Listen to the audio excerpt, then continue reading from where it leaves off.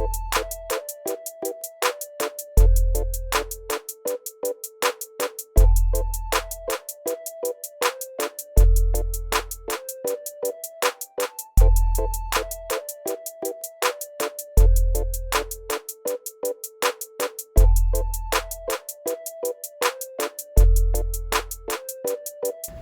Mark Madrid, CEO of the Latino Business Action Network, and we collaborate with Stanford Graduate School of Business to champion the Stanford Latino Entrepreneurship Initiative. And I'm here with founder and CEO of COR, Santi Bibiloni.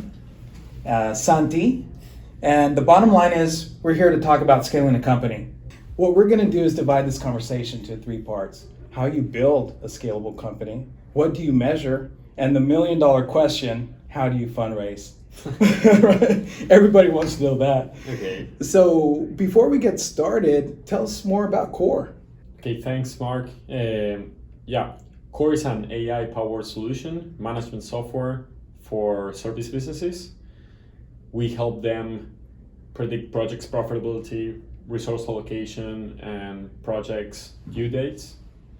And today we are serving the largest creative agencies in the world, like Ogilvy, Y&R, Gray, Wunderman, BBDO, DDB, FCV, Middle and Low, McCann, Leo Burnett, Saatchi, Havas, Nice. Moreover, in 15 different countries. It's quite a name drop. So congratulations. Thanks. Well, so we're here, a lot of people watching this want to know the secrets to the success of building a scalable company. So how do you go about doing that? I mean, what are your strategies on the upfront, and what is your mindset as you're building this company? Cool, that's a great question. So first of all, if you let me start with, I will say that to start a successful company, of course you can do it many ways, right? There's no that recipe, but if I'll recommend someone who's starting a business, I will say tackle a huge problem. And the way you understand that the problem is very big is sizing the market. You need to understand how big is the market. You need to understand how many people or how many companies are willing to solve that problem, and how big is that pain for them. If the pain is too big, they're willing to pay more. If the pain is not that big, it's not that hard for them, probably they wouldn't pay too much, or they wouldn't have the need to have your services or product right away, right? There's nothing that makes them take the decision to hire you today or not, instead of 3 months from now, right? So let's talk about something that I don't think is emphasized enough: sales. How do you scale sales? So once you realize that you have a solution for the problem, and that not just one, a ton of different clients are willing to pay you and a lot of money to solve that problem, and the problem is a huge pain, willing to be amended right away, so you have their product market fit, right? When you get into product market fit, then you get into the next stage. You need to scale. You need to scale your business. How do you scale? There are different ways. Probably I would like to emphasize more in you have inbound ways and outbound. What we found great as a strategy at COR is we understand who our buyer persona is. So one of the most important things is first, segment your audience. You need to know who are you talking to. Audience. In our case, professional service firms, right? Our first addressable market was creative agencies. So from service businesses, creative agencies. From creative agencies, okay, who's our buyer? Our buyer is the CFO, the person that needs to know if the projects are profitable, the person that needs to know if their resources are well allocated. So all the resource management, right? So, and then in the buyer persona, who's the CFO and the decision maker. So we tackle also the people that have the pain, people that work in that team. So what we do is proactively, we take all the database of these people, so we know name, last name, email, phone number, and role, position of all these people. And we target enterprise companies, right? So we have that database of all the companies that have, for example, 50 employees and more, right? So we get that database and we send them emails automatically with a email marketing workflow campaign and tool. And that's a thing that our marketing team does, but they do that through our SDR's email address, right? Our SDRs, our sales development representatives, receive the answers of these people on their mailbox, on their email box, right? So receive the answers on their emails. So when they receive the answers, the positive answers, they call them. It doesn't matter where they are, they call and they qualify the opportunity with 4 different things: budget, authority, need, and time. If the prospect has budget, authority, need, and time, it comes into an SQL, sales qualified lead. If not, it comes to a marketing qualified lead.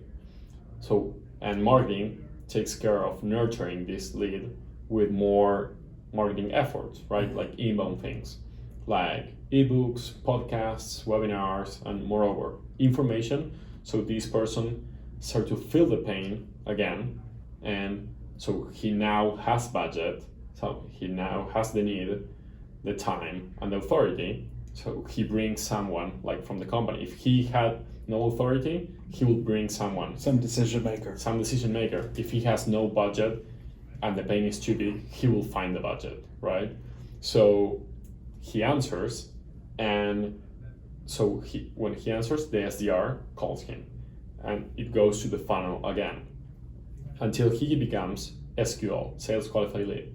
So the SQL, there is an account executive coming in, a more like senior person who runs a demo, shows like, we don't sell a feature, we don't sell a software, we sell like costs savings, right? We sell money, like, because you're doing all these things manually, and we show you how to do them efficiently, like automatically. Instead of being multiplying hour rates through the time invested and subtracting all this from budget, we show you how to have that information automatically and in real time in one dashboard, right? So we are giving you efficiency, and we are giving you also visibility. Like we're saying, hey, did you know that you're losing money here, that your team is saturated here? And so we do this demo, pain, solution, and we send a proposal. From proposal to evaluation to negotiation, and then we close it. And we need to measure everything on these stages, right? From like each account executive has a different sales cycle and has a different conversion rate, right? So that's how we scale businesses at COR, from marketing to pre-sales, SDRs, account executives, and then it comes the change management and digital transformation services that are the post-sales, right? All the customer success managers that come in. It sounds like you built a hell of a team. Yeah. I'm sure people out there are curious about, okay, I'm going to solve a world problem. I'm going to fall in love with the solution. But how did you go about, I guess we're going to talk about this in fundraising a little bit, but what did it take to build that type of team with that type of specialty to be able to handle this type of workflow? Where? Or what, what did it take? I mean, I'm sure it took a lot of patience. I mean, it takes time to recruit. Yeah. But I'm sure people out there are thinking, gosh, it sounds like he has quite a talented team. Any pointers on getting to where you are today? Right. So great question, Mark. I'm fortunate that we got here, when we decided to build COR as a company, we moved here to Silicon Valley because here we have all the knowledge that we need, right? So, for example, here we are at 500 Startups. We have been through this accelerator. We have been through Stanford program, right? And here in the Valley, you have a lot of knowledge, right? So from all the people that are in our board, either advisors or directors, we're always trying to learn from people that know more than us. So and from the best. Yeah, we try to. So if you ask me, it's always learning, and not because like time is money, right? And if you lose, you can lose a lot of time, right? If you don't work with the correct people, right? Our model for scaling our previous business was totally different. So at COR, we didn't know how to do this, and we launched this company 2.5 years ago. So the thing of coming to the Valley, to Silicon Valley, and learning from people that know a ton more than us helped us. And at the first, we didn't have that much money, so we hired the people we could, and we learned from the best, and then we trespassed the knowledge, right? So the people we hired at first, for example, I will remember George. He was a film editor, so nothing to do with this, right? And this was his first job, like full-time job. He was doing freelance job before at his house. So imagine a person like that coming in and with all this knowledge, right? Same thing for me, right? We received the knowledge and we implemented it. Nice. Well, you have to put yourself in a situation, literally, right, to win. Let's come back to, I always say measuring matters. So you have this predictive revenue machine. Yeah. Can you tell us a little bit more about the significance of a measurement and how it applies to scaling a business? Yeah. So great question. And predictable revenue is like a book and a phrase that is being around. The things that you would like to measure when you build a machine of scaling in marketing and sales, pre-sales and sales. First of all, you'll need to measure quantity and then of course take care of quality, right?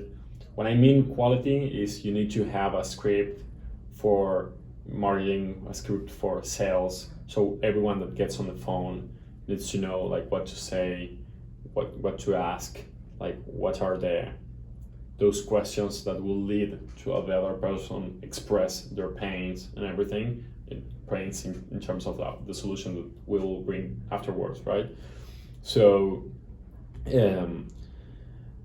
that's quality, and in quantity you need to measure from the very beginning. So for example, the amount of contacts that you have, the amount of emails that you send, the amount of open rates, how many people are opening the emails, how many positive answers you get from those, how many deals, opportunities you receive, the amount of demos that you do and the amount of deals that you open, and then of course the amount of deals that you close, right? So from top of the funnel to the end of the funnel, and of course you can get deeper in each stage.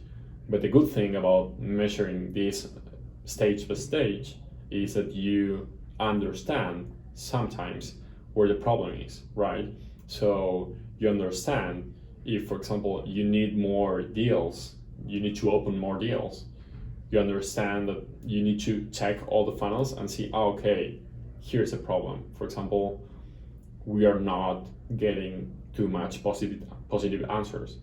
So, okay, if you have a lot of open rate, so if your open rate is big, but you don't have positive answers, you need to understand where's the problem on the script of the email, for example, or that's for email, right? If you're doing cold calls, you need to know like what to change on the script that people are expressing, on the pitch, on the questions that you do, so you can get more connections, right? From more the calls that you do, how many connections you make with the people, actual conversations, right? It's almost like you're practicing what you preach in terms of your product line. You're almost instituting that internally. So let's shift into probably it's the $1 million question, because Sure. we're in the Silicon Valley. We're at 500 startups.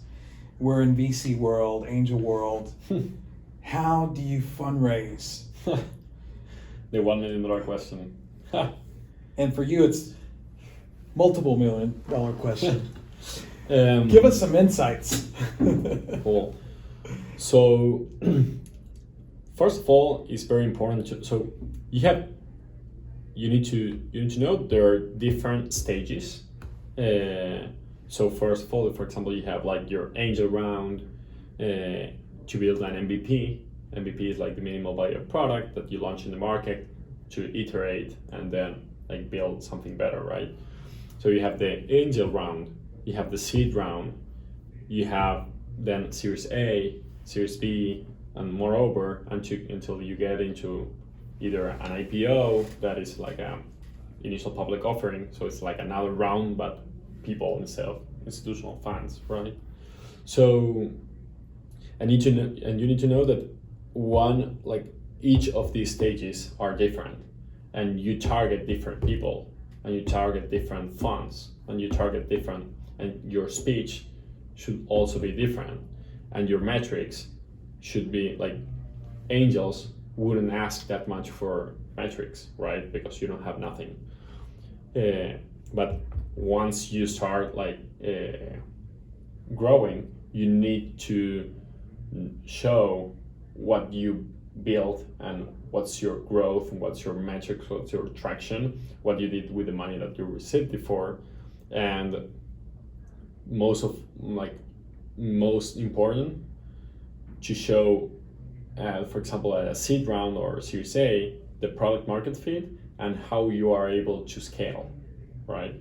Then you need how to growth, and more money you need to probably acquire new companies or competitors that are there in the market, because as Andreessen Horowitz will say,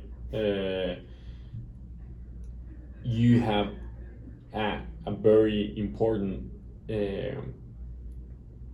sales become afterwards, marketing and sales become like a company in itself. So if you acquire another company and you will put that product in your funnel, it will be sold right away, right? So when it comes to how to fundraise, you have different also topics to take care of. For example, I will always get the question of like how to price my company, like what's the valuation, right? And you have different ways to evaluate a company, but if we are talking about, for example, like B2B enterprise software in Silicon Valley, I will say that you have like standard. So there's a standard for every market right there, out there. In Silicon Valley, you'll say like that is like probably today 15 to 20 times revenue. So if you're doing $10 million or $1 million in revenue, your valuation would be anywhere from 15 million to 20 million, right? But it's not about the valuation. So people ask that, but it's not that much about the valuation. It's about how much money do you need to get into your next goal, and how much are you willing to dilute yourself in terms of equity, right? For example, if you say, okay, I need 5 million to scale at this point, and I want to dilute, like I'm willing to dilute like anywhere from 20%, like it's normally each round will take probably like 20% of the equity. So entrepreneurs should think each round as like giving 20% in each round, right? And how do you understand, and how do you know how much money do you need to raise? That's another question. And you need to set goals to, you need to set goals from 18 months from now, right? So where would you like to be 18 months from now? And you need to raise money to execute that in the next 12 months, and then 6 months of buffer, right?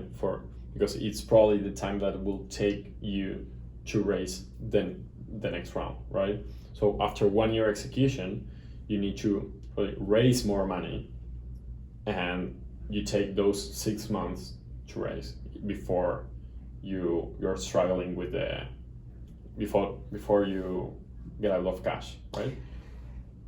So you're a demo day veteran, right? So let's talk about social capital and the delivery of the pitch, because isn't that an important element as well? I mean, you've talked about the structural elements of each different type of raising in terms of different levels, but you've also become very good at presenting your idea to a particular audience.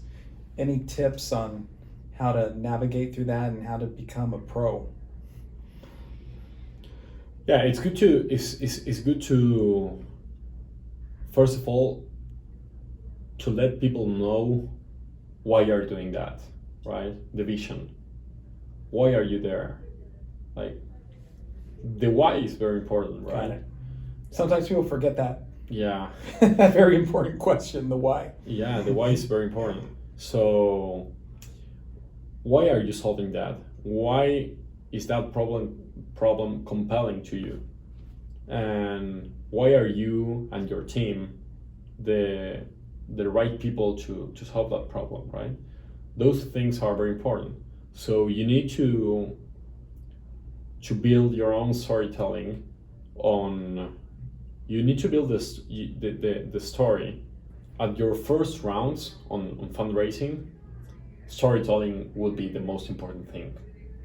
Then when your company starts growing, traction takes more importance, right?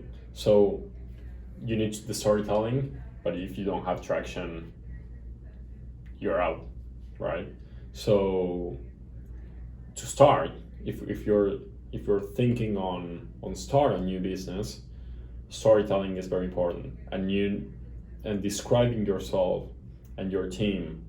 Why are you the most talented people to solve this problem, and why is this problem compelling to you? If you're pitching, I would recommend you to start with a problem that gives you the vision of the company and the why you're doing this. Problem, solution, market size, like who are you tackling? Competitors, why are you is this problem something that no one is solving? Of course, you're not the most intelligent person in the world, so there will be a lot of people directly or indirectly trying to solve this problem as well. Why are you different? What makes you better? So problem, solution, market size, competitors.